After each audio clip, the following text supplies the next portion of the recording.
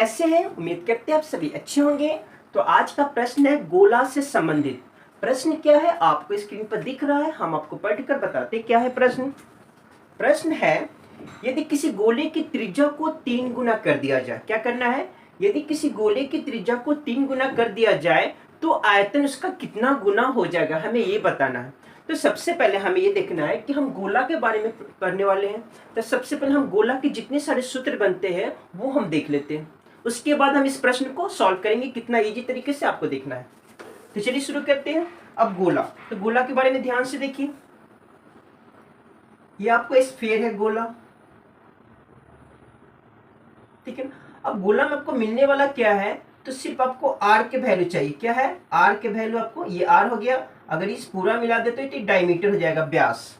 Are को बोलते हैं त्रिज्या, ये है त्रिज्या, और डी को बोलते हैं व्यास। क्या है ये? व्यास।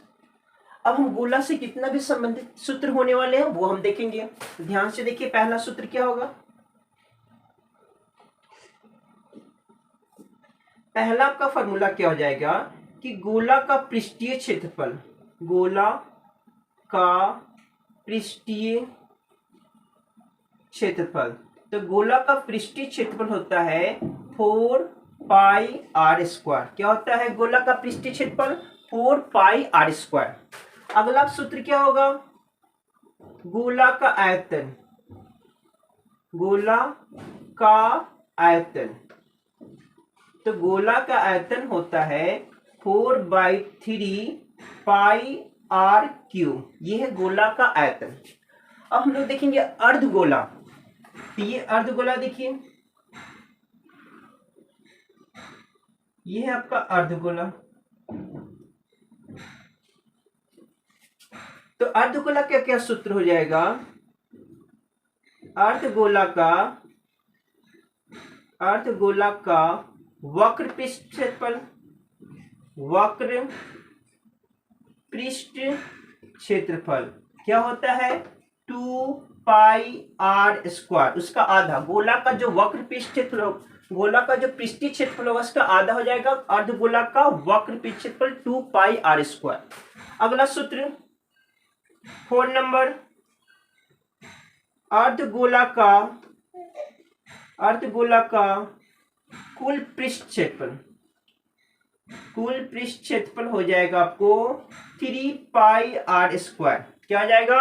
3 पाई आर स्क्वायर, अर्धगोला का कुल पृष्ठ क्षेत्रफल। क्यों? क्योंकि ध्यान से देखिए, ये आपको जो अर्धगोला बन रहा है ये वृत्त है। क्या है ये?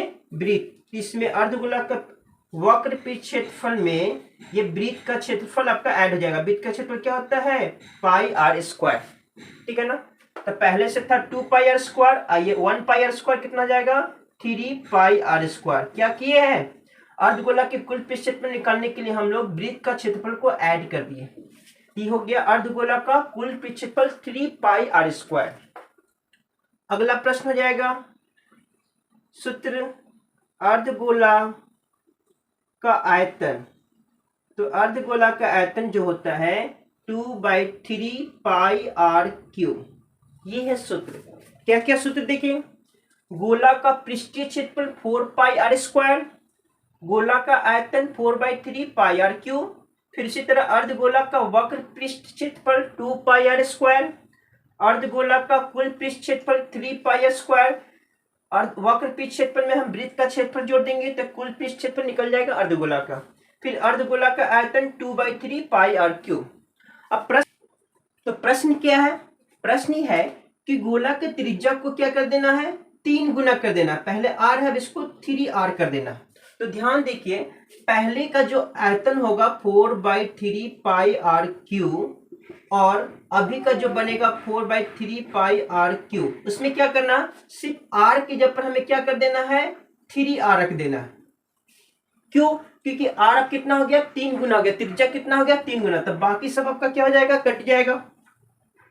4/3 से 4/3 कट जाएगा, पाई से पाई कट जाएगा, इधर हो जाएगा आर क्यूब, और इधर हो जाएगा आर क्यूब का वैल्यू कितना जाएगा? 3r cube. तो ये हो जाएगा आर क्यूब, ये हो जाएगा आपको 3 का क्यूब कितना होता है? 27 आर क्यूब। आर क्यूब से आर क्यूब कट जाएगा तो इधर जाएगा 1/27। कितना गुना बढ़ गया? पहले था एक आयतन, अब हो गया 27, यानी 27 गुना उसका आयतन कितना गुना बढ़ गया, 27 गुना आयतन उसका बढ़ गया। ये था आपका प्रश्न का आंसर।